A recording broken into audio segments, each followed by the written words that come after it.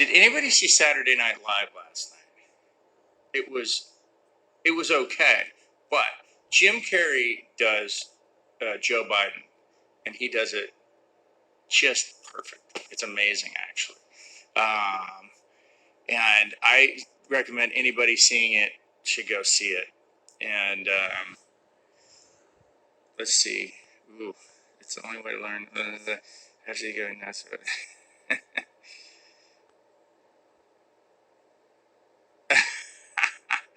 Okay. Anyway, so I just want to say, first of all, if somebody's not a fan of Saturday Night Live, okay, well, that's okay. You don't have to be a fan of Saturday Night Live. You do have to respect that some of them are awfully good impersonators, though. I have to say that. That's very good. And anyway, it seems like most of the people that chime in on these things are Stargate fans, or science fiction fans, which is very cool. And it's an incredible thing how loyal and cohesive that group is. How long will I be filming C? Well, I'll be here not too long. I think until the 21st, but then I'll be kind of coming in and out. I don't really know how big this role is. They're trying to figure that out as well. And I think everybody's got a lot on their minds. This is a very big production. There's a lot of moving parts, so I try to stay out of the way and be cooperative and all that sort of stuff. Look at it says, oh, General Hospital fans. Okay, well, good. Sci-fi fans are the best fans. That is true. I agree with that. I kind of wish anybody who's ever been an actor can actually experience having the support of the science fiction community, because it's unrivaled. They follow you and they support you and they watch what you do, and it's just awesome. And as an actor, that means a lot, because sometimes you're just floating in this existential space. Anyways, I'm just kind of looking at the paper here, and it says that Trump's oxygen levels have dropped, and he ended up taking some steroid treatments. I mean, do you think he'll emerge from this thing jacked on steroids? I mean, do you think it's going to change the color of his skin or its hair? Will he have a different look? Will he have a different attitude? Will he have a different attitude? Now, do you come out of something like this, and I can assure you, there's one thing I know about Donald Trump. He pissed himself, for sure. This is a man who gets scared very easily, and he's scared to death by this thing. And so I can assure you that he is kind of recoiling right now and trying to recalibrate and figure out how to emerge from this thing with that same vim and vigor and vitality that he wants to portray. And I just want to see whether there's a discernible change in his personality. There could be. But I want to say what I said yesterday. Sorry, that's really loud. I have a microphone that makes things really loud, and I apologize. But anyway, what I want to say is that here's the good part about Donald Trump getting COVID. It shows that anybody can get it. And so for all those people that were denying it or denying the mask thing or whatever, I mean, just wear a goddamn mask.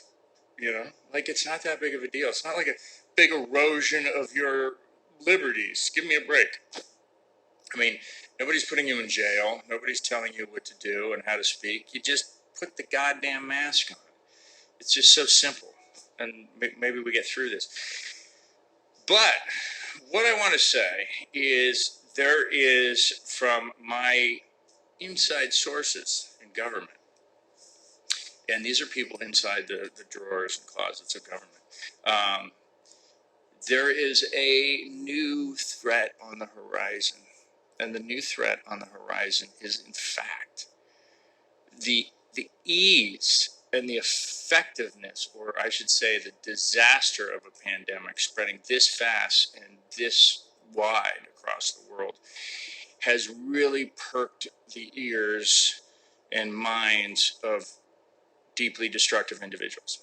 So they now know that they can introduce bioterrorism in a way that may be far more effective than they ever dreamed. So from my sources, people inside the national security circles, and that does not include Donald Trump's appointees because they're just political appointees, and I don't know what their agenda is. But for the people who actually work there and are concerned about national security, they're terrified. Apparently, this could be the single greatest and effective weapon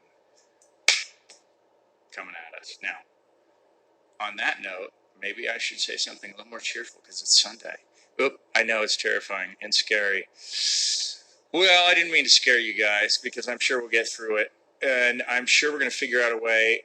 I think we're probably a few years away from having a universal vaccine that they can adapt to different types of viruses, apparently.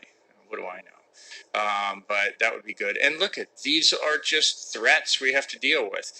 I have this argument with a lot of friends. I have friends that are relatively well informed. They're very health conscious.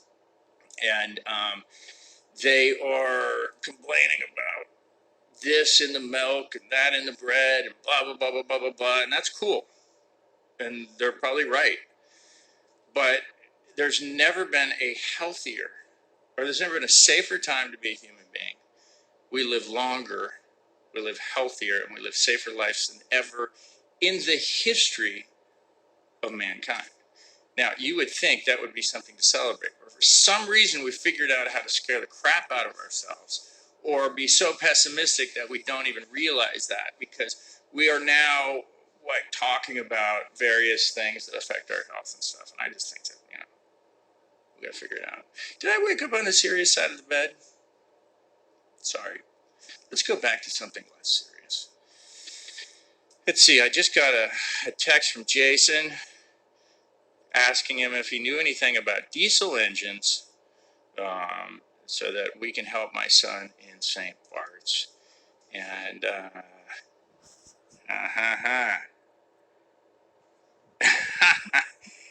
yeah, he says some funny things, but I can't repeat them.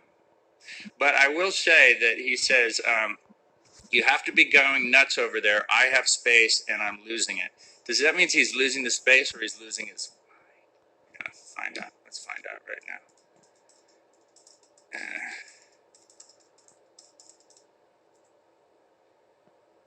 Okay.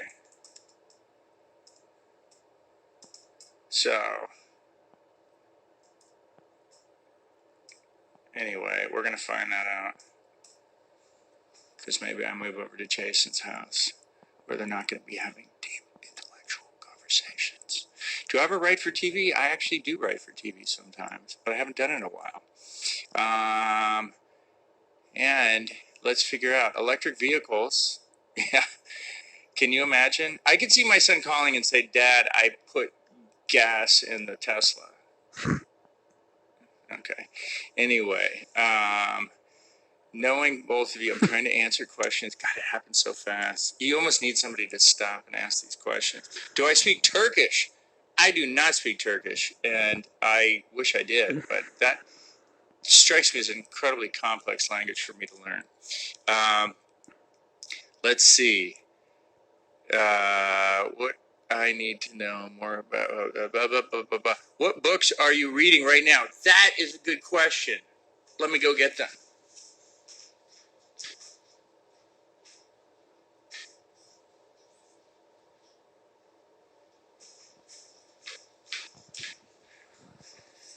This is sort of where I geek out. So I took my friend's World Great Short Stories, and apparently Newman liked it as well, and he ate the cover, which I think makes him, does that make him a voracious reader? Good question. But there's some really good short stories here. This is a book I always travel with. It's an anthology of poetry. And you can't find anthologies of poetry that are like kind of travel size. This is as close as you can get with poems that I actually like, because sometimes I'm not crazy about a lot of poetry. I'd say there's 90% of the poetry out there I don't like. So this is good stuff, and it's called The Voice That Is Great Within Us. Let me do that again. The Voice That Is Great Within Us. Hope I sold that one. I just started this book. It's called The Overstory by Richard Powers. It's insane. And it's quite the magnum opus. It is relatively dense and fascinating. And what's cool about this book is that you read about the stories of all these people's lives, but weirdly enough, and this is very interesting, is that they actually, it's told from the perspective of trees. It's the trees that observed the entire life cycle of certain individuals. That may sound kind of weird, but I'm telling you, it's amazing. There's this book that I'm going to start called News of the World, which is very good. And this is about, they used to have to deliver news by person. And a guy would travel around a long time. This is obviously a long time ago in the 19th century. And they would go from town to town telling you the news. And it's kind of the story of that particular individual that did this. And it won the National Book Award. Well, it was a National Book Award finalist. Kind of cool. Then a little Krishnamurti. Can't hurt. In fact, I should probably be reading this right now. Krishnamurti is an interesting guy. So that's what I'm doing. And then lastly, breath. It may sound like a mundane thing because we just do it naturally. We actually don't do it very well. Now, apparently this guy, and I haven't started the book, but I'm told that there are so many fascinating secrets about breathing that are untapped. And Wim Hof, the Wim Hof method and all that stuff. Well, apparently through his breathing, he can control his brain so much that he can control his pain receptors, everything. They put this guy in the most extraordinary conditions, and he can literally just manipulate his brain to change his nerve interpretations or something. Now, I'm sure somebody out there can say that a lot better. But I think that's kind of interesting. Those are the books I'm reading. Then I was talking to my friend last night, and she and I decided to come up with a book we would read simultaneously while I'm in prison. Quarantine. And we were discussing that. I'm open to suggestions. She came up with Murakami, the Japanese novelist, so who knows. But anyways, I am going to read the next question. Suffered chronic. Okay, whoa. Wish everybody could just slow down. Did I help write any of the Stargate episodes? Actually, I did. I wrote two. One is called Epiphany, and the other one is called God, I should know. But it's about my family and my backstory and all that sort of stuff. So I did do that. Can't wait for the con in Chicago next June. Yeah, I think it'll go by then. Not having the conventions has been kind of a real game changer. I kind of got used to those, and those were great. Anyway, what's the next question? Do you think Chicago Convention 2021? Well, same question. I do think it'll be on. Have I ever tried an ebook reader? Well, it's funny you say that. Get there.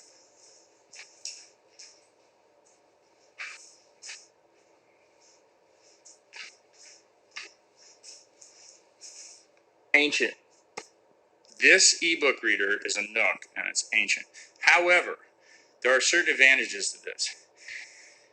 You can bring a lot of books on a small space, and you can read at night without waking other people up, but since I'm living in my bed, it doesn't matter. Well, Newman. Yeah, I try not to wake up Newman. Newman sleeps through anything.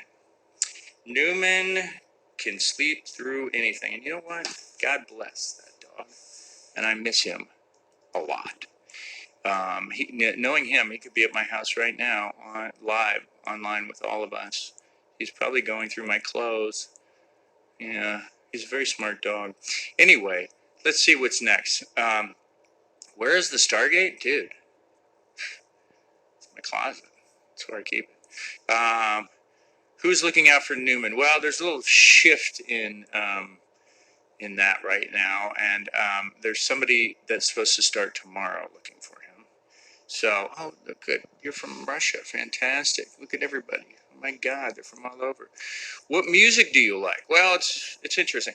I listen to a lot of music. Now, what's really interesting is that since I've been in the hotel room, I haven't really listened to a lot of music, and I find myself listening to way too much news,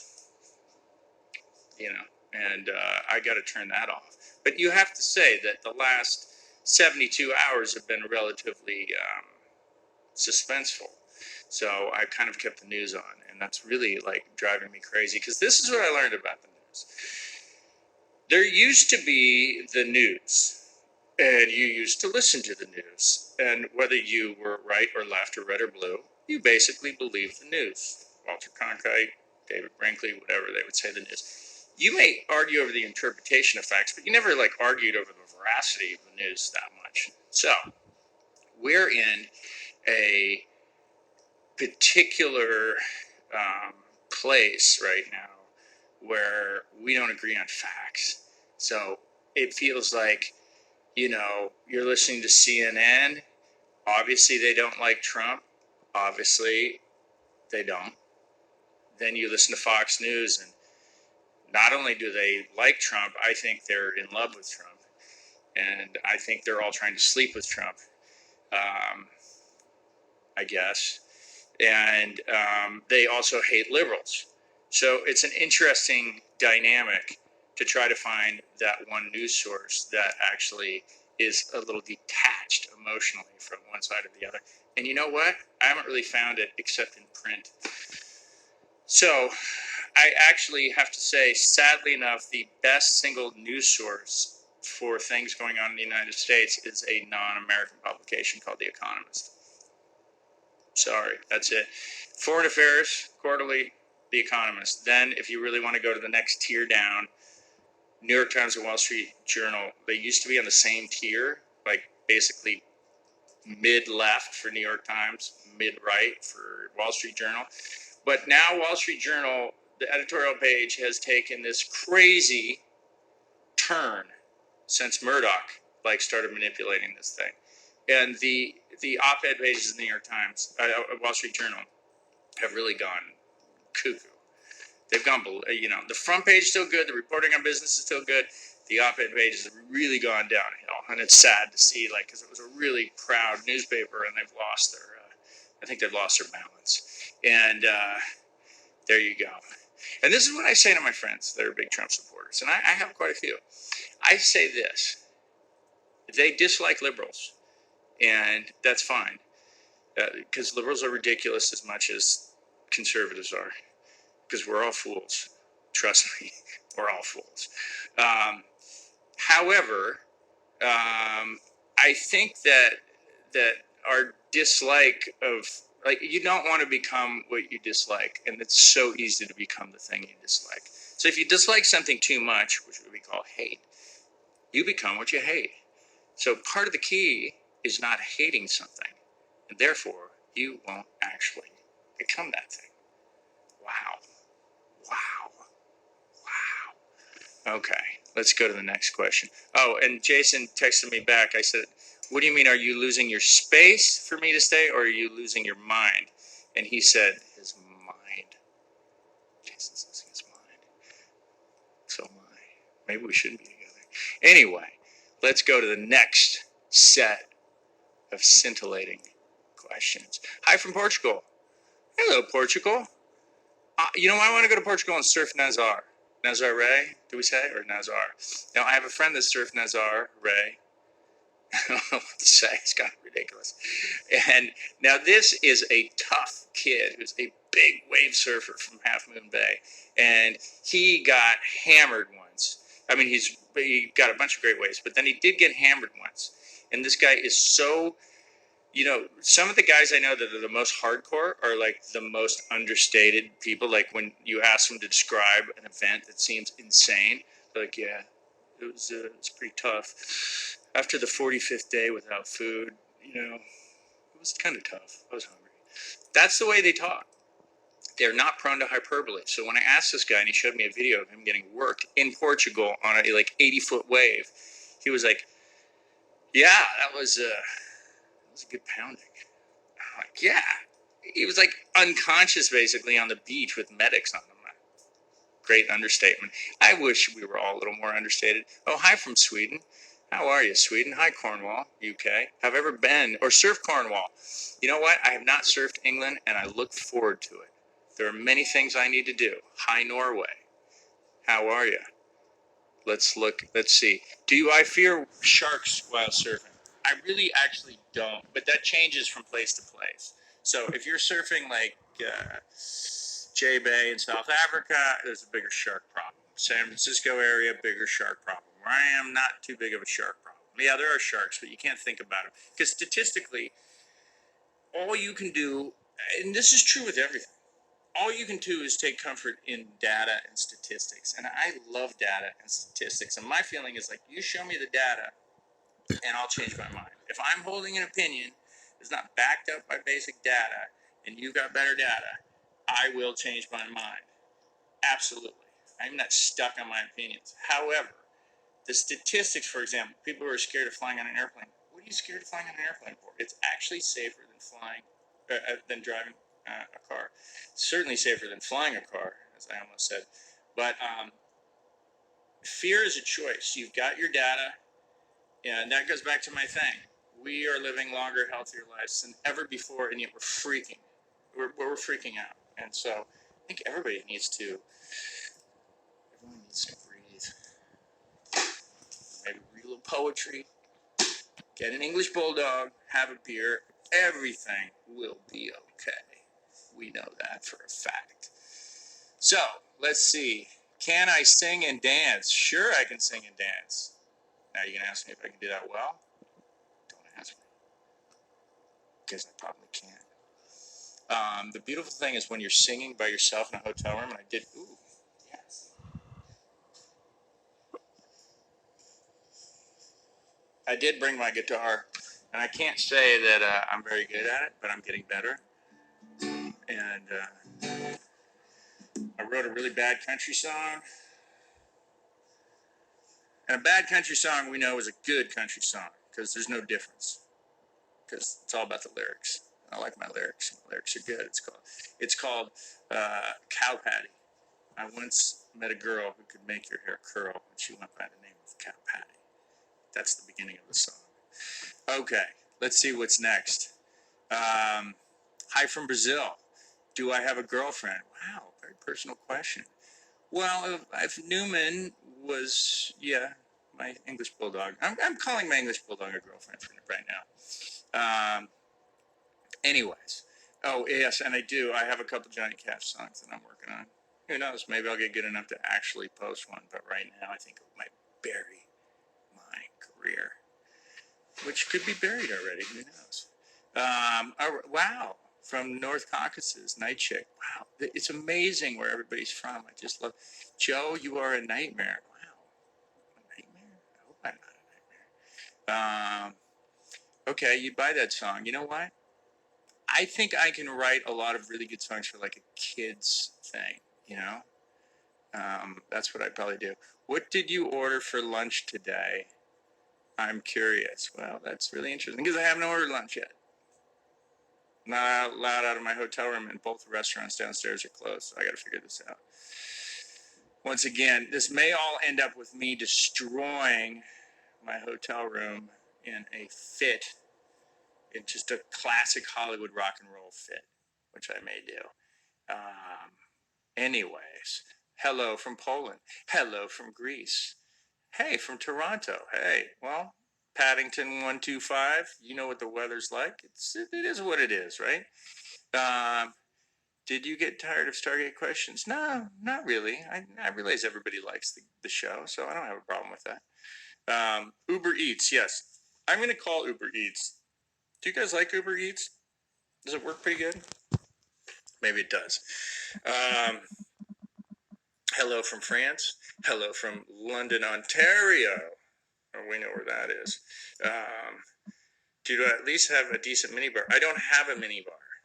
So this is what's a little frustrating. Hi, Normandy. Listen, this is what's a little frustrating. They asked me what is make a grocery list, and production will fill that grocery list when I get here. Now, the problem is I'm already a bad grocery shopper as it is. I have to go to the grocery store and like walk around for an hour to figure out what it is I need. So for me to actually sit there and put a list together for somebody else was very complicated. And apparently the list I came up with was pretty scarce.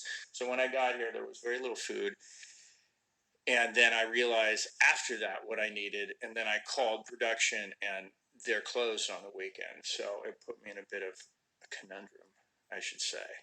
So what I had to do is I had to learn how to breathe. And maybe that's why I should move over to Jason's. You know they're not going to be short on food. That's for sure. Let's see. Hello, Turkey. Oh, it's a gorgeous day in New England. Okay, that's cool. Thanks for telling me. I'm here. It's not that great of a day. Okay, let's figure this out. Favorite location to film? Well, you know, I'm going to tell you two things. One is there are short-term projects like films, and there are long-term projects like television. So let's take the short-term project. My favorite place to film was Ireland. I had the best time in the world shooting a film in Ireland. Probably the worst movie I've ever done, and I'm not even going to mention what that movie is, but it was but I had the most fun. And it was an all Irish cast and crew, and they were awesome. And they have 10-hour work days. So that on its face scares Hollywood. They go, what's a 10-hour work day? What are you going to do? 10 hours. We can't accomplish a day. Well, the truth is, you use as many hours in the day as you have. So you give a crew 15 hours, they use it. You give a crew 10 hours, they use it. We got everything done in 10 hours. And I had the most wonderful cast. And Ireland was going through a really difficult time. This is like 2010 or something, and the economy was just in the crapper for them. And they were all experiencing a lot of pain. And the Irish have this wonderful self-deprecating quality, which is, you know, oh, we deserved it. We had our heads too far across us. You know, they were like, they got too proud. They thought they didn't deserve the success they had achieved in prior years. So they thought it was something from God sending them a message, which I found very funny because my grandfather said, an Irishman is not truly happy until he's truly miserable. That was abundantly clear on my trip. Nonetheless, things were okay for us. So we went over there, and my brother-in-law came down to Dublin, and we met. And we chartered a helicopter that fit 8 or 9 people in it, and you could get it for very little money because everybody was hurting. And I took my castmates, stuck them in the helicopter. We took off from Dublin in the morning. We went all over Ireland. We went canoeing in the Inishmores. We got oysters and some cool little village in West Ireland. We did everything, and they were so grateful, and they were so jacked, and it was so much fun. They had seen more of Ireland in one day than they had their whole life, so that was very cool. Great place to shoot, Ireland. Fantastic. Every place has good qualities, but that was my favorite. Now, on a long-term basis, this is a very different question. So, when you're doing a TV series, you get into a regimen. Truthfully, because I live in Los Angeles and my kids are there, I prefer shooting a television show in Los Angeles. It's very difficult. And that was the appeal of General Hospital, which is it's shot in Los Angeles. And it's a soap opera, which is a very unusual thing to shoot. I never thought I'd be shooting it. But the truth is, you sometimes have 30, 40 pages of dialogue. But you go in there and you can just knock it out in 2 or 3 hours. And then you're back home. And I'm going to be honest with you. I haven't experienced that kind of freedom shooting ever in my life. Most of the time, I get to work at 7 a.m. And if I'm lucky, I get out of there by 6 p.m. If I'm lucky. It's mostly like 8 p.m. And you don't really have much of a life. And most of the times you're shooting in a different country. So it can be really, really complicated. And I would say if I were going to do a TV show, my first choice would be Los Angeles because that's where my family is. And Newman told me that he wants to stay in Malibu. He's become really snobby. Like, oh, I live on the beach. I'm staying in Malibu. The second place that I would shoot would be Austin, Texas. I like Austin, Texas. It's a very cool town. And then, there are other places I could shoot. New York City would, under most circumstances, would be fun. Now it's hard to know. New York has changed. So, anyways, let's go do another question. Yeah, Posh Newman is right. Newman's got attitude, I gotta say, but he deserves it. Let's see. And what do we have next here? Yeah, Newman is precious. I agree with that. Okay, what do you think of Brad Wright working on? Oh, and then the Stargate thing, and then the question disappeared. I don't know that he is. I'm going to be honest with you. I don't know what's going on. I have no idea. I think for 10 years they said they've been working on resuscitating the franchise, and hasn't happened. So, God, it's amazing how many General Hospital fans are out there. I'm actually kind of surprised. Hello, Greece. Somebody wants to know my hair care routine. Well, this is what you do. You take a shower and you dry your hair. That's it. That's what you do. My hair is a joke. It just is like, look at it. And there's no way to get it to really work properly. So I just like, there. That's better, right? I think so. Anyways, am I watching any TV shows? Listen, I need to get back into some binge watching. And it's going to be Barry. That's my favorite TV show. What do I think of Jason Momoa's success? It's like great. The next best thing to it happening to me is happening to my friend. I can't be happier for him. It's fantastic. And nobody deserves it more than him. He's awesome. Great guy. Can't say enough good things. Let's see. What am I doing during the... Hey, Joe. Was the trip down in the... wow. It just went too fast. I can't even read that question. So, anyway. Oh, Yellowstone. You're like... A lot of people have been asking me about Yellowstone. Maybe I should watch Yellowstone. Which I want to know is... Okay. Just going to blow my horn here for a minute. Why didn't I read for Yellowstone? I wasn't even given the opportunity. I don't know what happened. And I'm just going to be awesome, all right? Well, I'm just going to be honest. Somebody said awesome. I'm just going to be honest, not awesome. I don't know if I'm awesome, but I'm going to be honest. This is the thing with actors. Actors are like, oh yeah, I do cowboy stuff. I ride horses. Bullshit. Bullshit. Bullshit.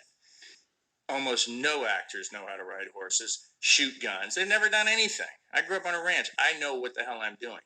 And it is infuriating for me to watch an actor get on a horse and be like, not knowing how to ride, or saying he knows how to handle a gun. He doesn't know how to handle a gun. And I'm like, God, they should vet this a little better. Because I feel like if they did, I would be probably playing a lot more cowboys. But Yellowstone, I'm going to look into Yellowstone. I agree with you. Okay. Hello from Bulgaria. Fantastic. You're probably in Sofia. All right. Yes. Westerns are the way to go. Yellowstone is good. And I will check it out. John Wayne. Well, mister, I like John Wayne too. He's pretty good. I wonder if a guy like John Wayne would survive today in this business. Have ever done any shoot in Georgia?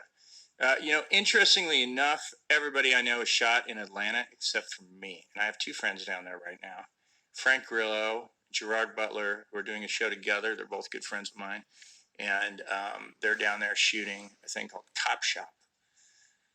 Yeah. It's like a musical set in prison. I'm just joking. Anyway, so they're down there. And apparently it's pretty tight quarantine from what I've been told, according to Jerry.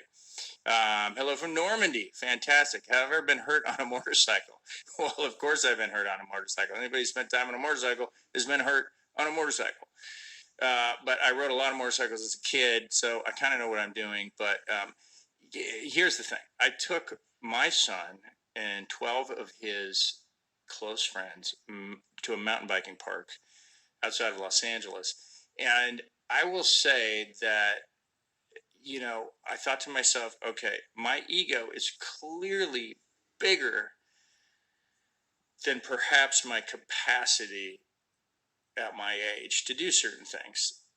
And so I'm the only parent riding with these kids down like double black diamond rides. And I'm thinking to myself, okay, I could really look like an ass here if I get hurt.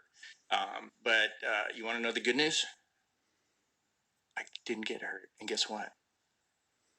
Very few of the kids could keep up with me. Oh, boom! Drop the mic. I still got it. And I have a fragile enough ego where I need that type of thing every now and then. So it made me feel very good. Okay, let's see what's next. Hello, Czech Republic. Go to Zoom meeting. I don't know. Why would I go to a Zoom meeting right now? Okay, let's see. The next question. We need you fighting the zombie apocalypse. Yeah, I know. I'm doing it every day. We are in the midst of the greatest zombie apocalypse of all time. And we're going to get through this. And so I'm secretly waging that war on your behalf. Let's see. What's your favorite football team? I'm going to tell you right now, my favorite football team, I don't have one right now. You know why? Hello, Finland. Because I haven't been watching football. It's just times are weird. I haven't been watching sports. So I don't even know what's going on. Hello, Spain. I love saying hi to the world. If I could reach out, shake your hand, I would shake your hand. Anyways, we do need more sci-fi shows. I do agree from this. And, San Antonio. Hope you come back to General Hospital. Well, listen, I love San Antonio. Maybe if they shot in San Antonio, I would. Hello, Chicago. Hello, Toronto. Hello, Australia. Wow. What kind of music do I prefer? I listen to everything from Johann Sebastian Bach to Bad Brains. That is a massively wide perspective there. Spectrum. Hello from Hungary. Fantastic. Have I seen the Aquaman movie? Yeah, I saw Aquaman movie. I saw it maybe more times than I really need to. Why? Because I went to the premiere with Jason, and I loved it because he's awesome. But I don't need to watch it again. Have you been to the south of England? Yes, I have. I love it. It's beautiful. It's fantastic. Favorite food? I don't have a favorite food. I really don't. It's like I eat everything. As long as somebody cooks for me, I'm good. I'm in good shape. Would you do a detective role on a TV show? Of course. I have done a detective role before on a TV show. Fascinatingly enough. And let's see. Were you working on the house after the Malibu fire? Well, interestingly enough, that my house that burned down, I rented. Now, that may seem good, like your initial reaction, but it was actually worse because I had not rented a house for 20 or 25 years. So suddenly I'm renting a house, and I had to get renter's insurance, which I did, but it was just for minor stuff, like something got damaged. I never thought I should get renter's insurance for complete and total loss, which is what you do when you have homeowner's insurance. So kind of got screwed on that. Greetings from Germany. Yes, Germany. We love Germany. Favorite place in France? God, I have lots of favorite places in France. Paris being one of them. South of France being one of them. The Alps being another one. I'm actually very partial to Marseille. I like Marseille. For some reason, it gets a bad rap. I like Marseille. So there's a lot of places in France. I could go on forever about that. Have I been to Budapest? Yes, I have been to Budapest. I've also been to, I shot a movie in Romania as well. Hello from Sweden. And hello from Vienna. I don't know when I'm coming back to Vienna. Guys, I'd go to all these places right away if I could. And as soon as this damn thing is over, I hope I can. Because I am losing my mind. I am not known for somebody who can be stationary, right? So I'm trying to handle this right now. Am I discernibly crazier than I was yesterday? Good question. And I apologize for my hair. I'm trying to look the best I can for you guys. Hello, Berlin, Germany. Does Truman do commercials? He was... Yes. Okay, let me just tell you. My middle son, Truman. It's very funny. So he wanted to do some acting, and he'd been approached a couple times to like do some modeling and stuff. And I was like, nope, not doing it. No.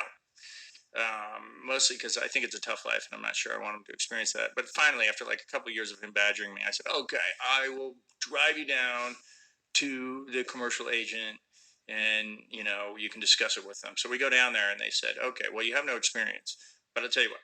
There's a casting going on 2 blocks away, and you can go down there, and you can see whether or not you like doing this." And so we went down there, and he did his thing, and he went in there, and he booked it. It was like a Verizon commercial right away. And we're we're driving home, and he goes, "Dad, that was easy." And I was like, "Yeah, shut up." So, yeah, he does relatively well on that end, although things are a little tired right now. Things are just slow for everybody. So, hello, Turkey. Okay. So, guys, I've been on the air for, I really don't know how long I've been on the air, but nonetheless, I've probably been on the air a little bit longer than I should be on the air. I am going to be back tomorrow at roughly the same time, and I will try to reach out to you guys and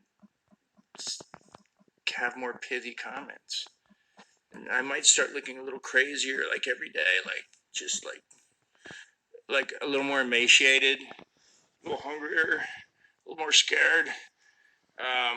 So I love you guys. Stay safe. Comb your hair. Wear your mask. And we're all in it together. We got to remember that we're all in it together. And I don't mean to be serious here for a second, but I do get upset. Everybody creates these binary choices, like this or that, or black or white, or you're red or blue, or you're Democrat, Republican. Blah, blah, blah. It's all bullshit. We are actually all in it together, and there are far few differences. There are far more kind of similarities between us than there are differences. So, on that parochial note, I am going to sign off. And it has been a pleasure, and you guys are awesome. Love you. See you tomorrow, 2 o'clock Eastern Time. Ciao.